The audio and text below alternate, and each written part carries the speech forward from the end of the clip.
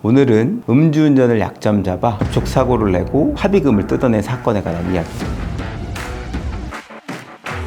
세연이 음주운전을 하면 처벌을 받잖아. 응. 음주운전이 뭐지? 술을 마시고 운전을 하는 거. 음주운전을 하는 것 자체가 태생적으로 원래부터 죄일까? 아마도 적어도 고구려 시대에는 음주운전이란 죄는 없었겠지. 죄와 형벌은 법에서 정해져 있는 경우에만 죄로 인정받고 처벌을 받기도 하거든. 그래서 죄형 법정주의라고 그래, 그것을. 그래서 우리나라 도로교통법상으로 술에 취한 상태에서 운전을 하면 안 된다라고 금지하고 있기 때문에 그게 범죄가 되는 거야. 그러면 이렇게 생각해 볼까? 술을 한 방울, 두 방울, 세 방울 마셨으면 음주운전이라고 볼 수 있을까? 그래도 볼 수는 있지 않을까? 범죄로서 말하는 음주운전은 해당되지 않을 수도 있어. 왜냐하면 그 술을 마신 정도를 평가할 수 있는 척도가 혈중 알코올 농도라고 하는 거거든. 우리 몸속에 있는 피에 알코올이 얼마나 많이 섞였느냐. 술을 많이 마시면 그만큼 혈중에 있는 알코올 농도가 높아지겠지. 0.03% 이상이 되면 음주운전으로 처벌을 받아. 그래서 사실은 맥주 한 잔을 마셔도 운전을 하면 안 되는 거지. 오늘의 아저씨는 길동이라는 아저씨라고 할까? 이 아저씨가 친구들을 오랜만에 만나서 이 근처에서 술을 마셨어. 이제 1차에서 소주를 한 반병 정도 마시고 이제 2차에서는 술을 마시지 않았대.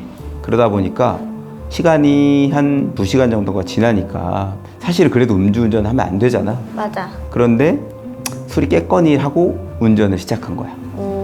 이렇게 운전해서 가는 거야. 차가 이렇게 우회전을 해서 1차로로 진입을 해서 가고 있었어. 그런데 갑자기 가고 있다가 요철을 밟으면 차가 덜컹하기도 하잖아, 살짝.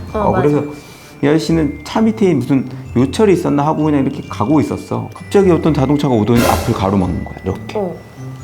그러더니 갑자기 내려서는 거칠게 문을 두드리면서 욕을 하면서 화를 내고 내리라고 하는 거야. 왜?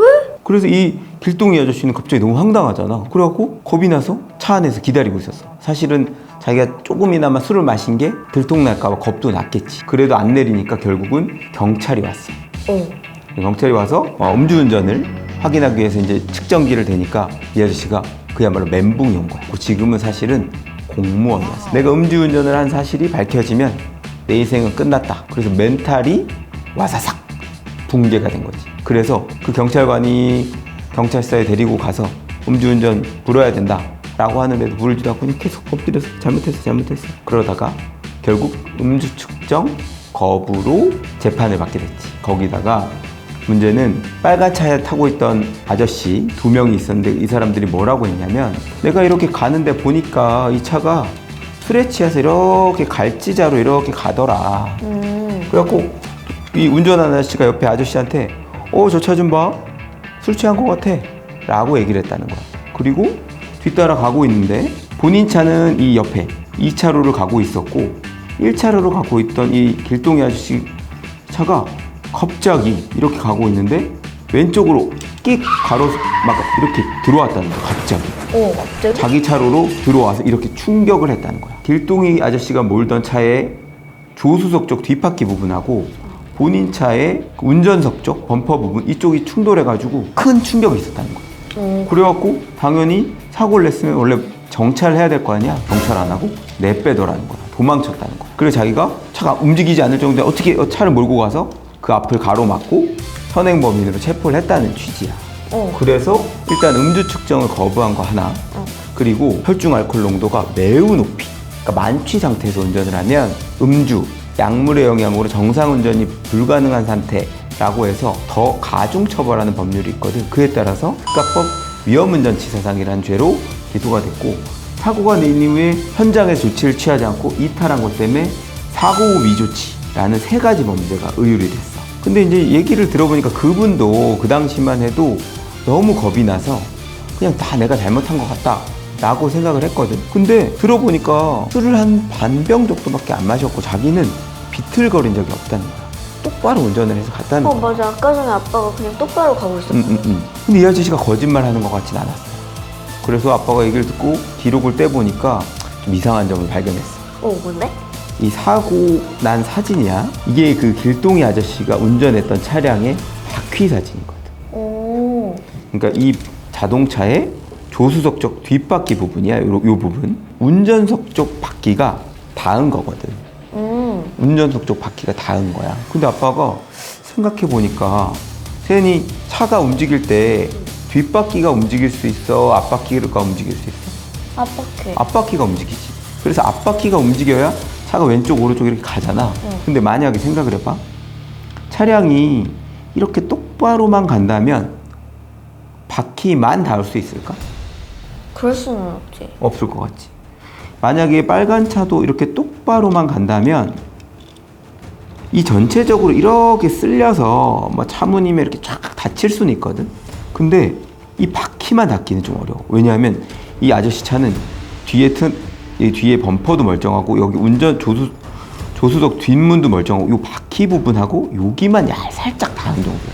아빠가 생각할 때 이렇게 닿으려면 오히려 이 차가 적극적으로 다가와서 이 바퀴를 돌려야지만 가능할 것 같은 거야. 거기고 더 이상했던 점이 이 사고를 냈어.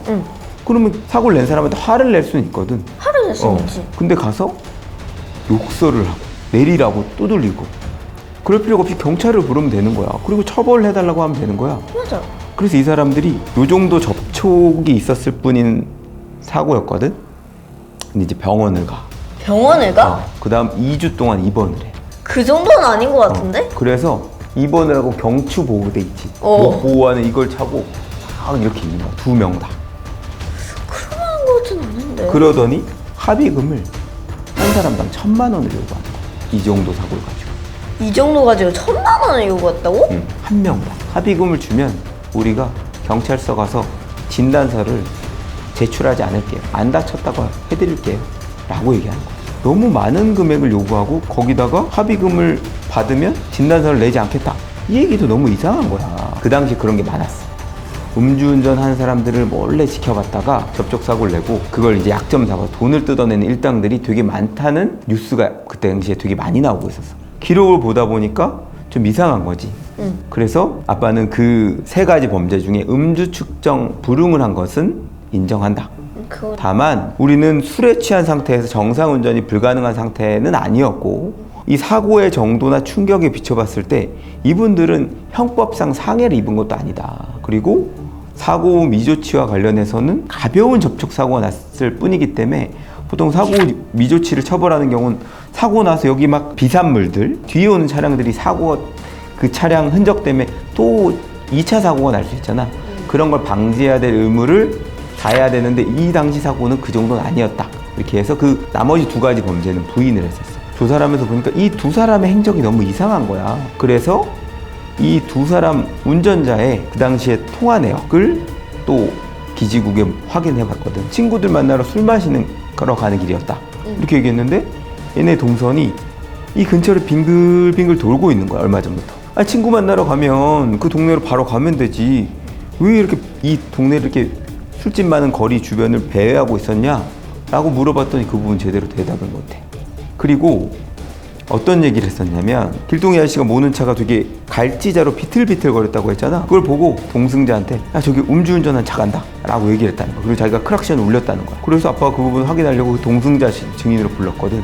그 운전자가 저기 음주운전한 차량이 있다라고 얘기한 걸 들은 적이 없다는 거야. 그리고 부딪혔다고 했을 때 너무 충격이 커서 옆에 있는 사람이 모를 수가 없다고 얘기했거든. 운전사는 2사람 다 그 충격을 받았다. 근데 이 동승자 아저씨는 사실 자기는 그때 자고 있어서 그 충격에 의해서 깼는지 그 전부터 깨고 있었는지도 잘 모르겠다. 말이 안 맞잖아.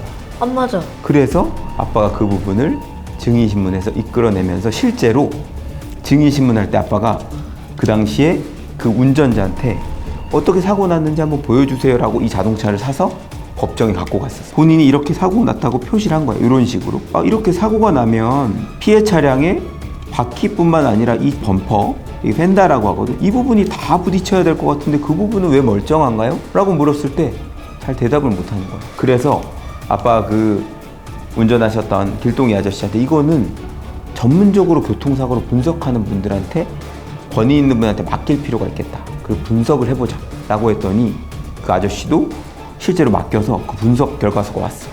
봤더니 이거는 나란히 운전하고 있는 상황에서 근접한 상태에서 피해 차량이 핸들을 꺾으면서 바퀴가 돌아가서 바퀴끼리 접촉하는 경우에 날 수 있는 사고의 흔적이다. 이런 형태로 갑자기 끼어들어서는 이런 형태의 사고가 날 수 없다라는 과학적 분석서를 받을 수가 있었지. 그리고 그 음주 측정 그 당시에 단속했던 경찰관도 아빠가 증인으로 불렀거든. 그 처음에 차량에서 내려서 경찰서로 들어갈 때 혼자서 본인이 똑바로 걷던가요? 아니면 부축을 하지 않으면 걸을 수가 없는 상태던가요? 그랬더니 부축을 해서 간 것은 아니었어요. 본인이 혼자서 걸었어요.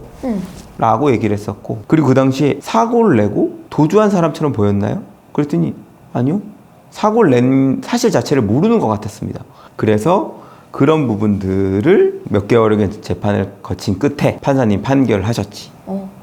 음주 측정 불응을 한 것은 당연히 유죄가 인정돼서 벌금이 나왔지만 위험운전 치사상, 술에 취해서 정상운전이 어려운 상태에서 운전을 해서 사람을 다치게 한 혐의에 대해서는 무죄. 그리고 사고로 인해서 교통상의 장애나 위험을 일으킨 상태를 야기해 놓고서도 조치를 취하지 않았다는 도로교통법상의 사고음 미조치도 무죄. 이렇게 판단이 내려졌지. 결국에는 그 부분들이 잘 밝혀지는 바람에 그 두 가지 범죄는 무죄가 나왔고 이분은 공무원의 신분을 유지할 수 있었어.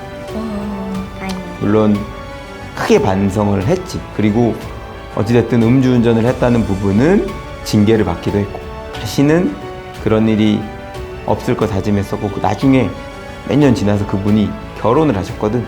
그러면서 아빠한테 연락을 해서 아빠가 되게 축하한다고 화환을 보내드리기로 했었어. 아빠도 술을 좋아하지만 사실은 엄마가 꼭 운전을 해주고 아니면 대리운전을 하잖아. 하여튼 세연이가 나중에 커서 술을 마시게 되더라도 술을 마신 상태에서 운전을 하면 절대로 안 돼. 알겠지? 오늘은 여기까지.